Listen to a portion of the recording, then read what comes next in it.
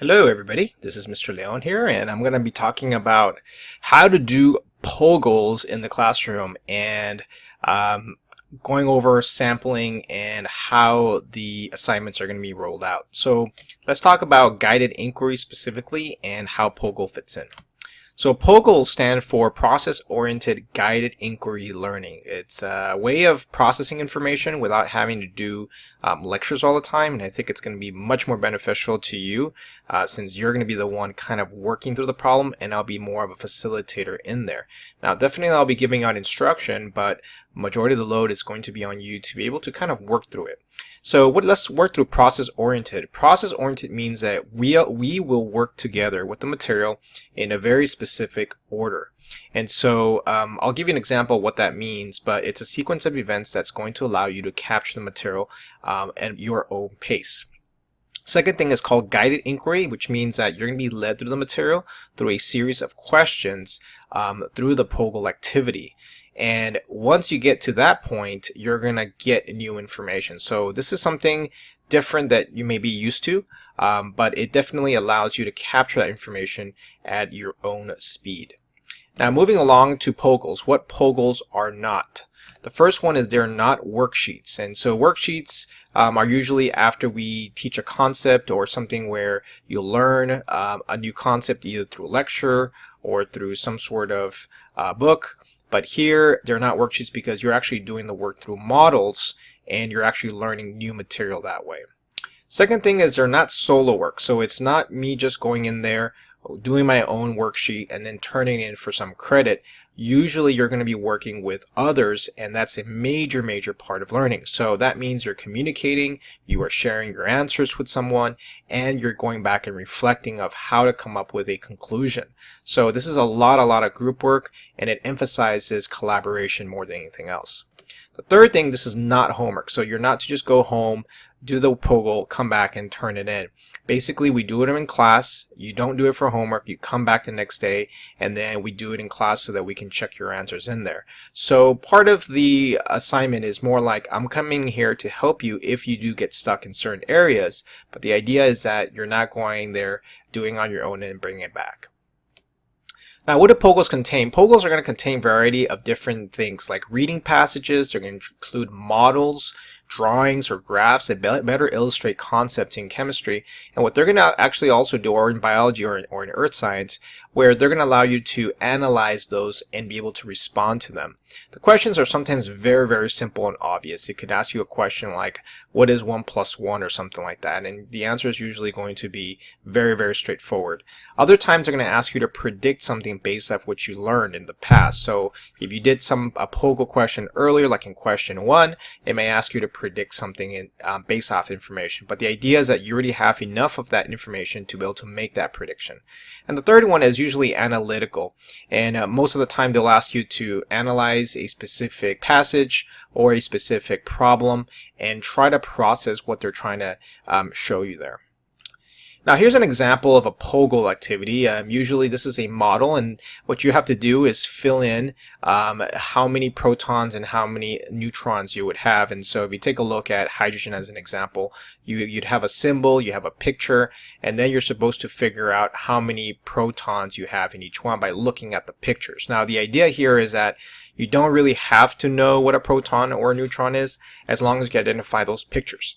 So if I take a look at hydrogen 1 as an example, I take a look at there's a 1 and I write down a 1, and if there's no neutrons then I write down nothing. But if I see that there's a neutron, I just see that there's a empty circle in here.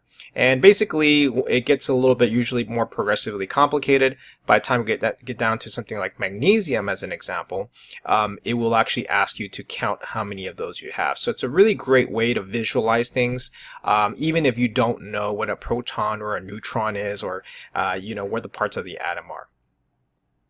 Now, how do you do a POGIL with the classroom? So in the classroom, I'll be providing you guys with a grade of sorts, and basically it's going to be a class grade, and also be using that to field some questions and have groups come up to the board to be able to present those POGIL answers. And so the way it works is you're going to be working with a shoulder partner, or it could be a group of 4 depending on the activity that I'm going to be assigning you. And you are to read every single word on that page. And so from top to bottom, left to right, there's going to be some sort of reading attached to that. You're also going to be reading the passages alone at the beginning and then highlight important information. And while you do that, you're going to be processing what parts you think are important to share out with the group. After that, you're going to compare the highlights with your partner, and then you're going to ask them, hey, what do you think of this? And you might say, well, I think this is a great highlight. And then you guys are going to go back and forth on it. Number 4, you guys are going to take turns reading questions out loud. So one person is going to read one passage, another person is going to read the other one. In the meantime, you are going ahead and taking a look at those questions. After that, you guys are going to discuss the questions, and when you both agree, you have to both write it down. The key part here is that you're not doing it solo, as I mentioned earlier, but you're doing it so that you both come up to a consensus, and then at that point, writing down what you both agree. Again, we're working together as a group, not in a solo environment. After that, you're going to be checking with me or your teacher, whoever it is in the classroom, and then at every single stop sign, we'll be taking a look to see if you actually have the correct answer or not before you move on. And usually we'll go ahead and ask people for volunteers or whatnot to share out to the class to see what they actually come up with. Now, what do you do after a completed POGIL? Well, after you do a completed POGIL, usually you're going to keep it. You're going to keep it as a note and a textbook. It's basically operates as both. So this kind of replaces some of the lecture notes that we may have to do in class. And what they do is you're going to keep in your binder for usually some references. All right, so let me go ahead and model how that's going to look like in the classroom. And I'm going to pretend that I have a partner here, and I'm going to play two roles here just to make it a little bit easier. Okay. All right. So our first step is we're going to be reading through the POGIL on our own. So I'm going to be the first partner, and I am reading the passage. Okay. The second step is I'm going to go and highlight the information. So I'm going to go ahead and highlight, and I'm using my paper here to show you. Second step is I'm going to be communicating with my partner. I'm going to say, hey partner, what did you highlight? Partner says, I highlighted this passage. Okay, we talk about it. And then next part we're going to do is we're going to be reading a question. So I said, what is an isotope and how many protons does this isotope have? Partner, what do you think? Oh, I think it is going to be 5 protons and 2 protons. I agree. All right, so let's go write it down. So you kind of get the flow, right?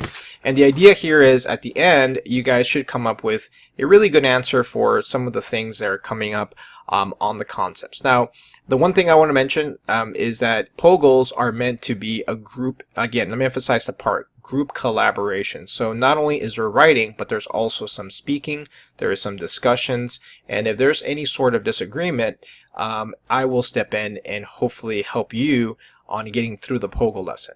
And if you feel frustrated or if you feel that you're not getting anywhere with that, you can definitely ask another group. However, one thing I don't encourage is there's no copying from answers from one group to another. There has to be this authentic piece where you have to do your own work even though you may not get the right answer. Alright guys, well hopefully you enjoyed this video. POGIL out.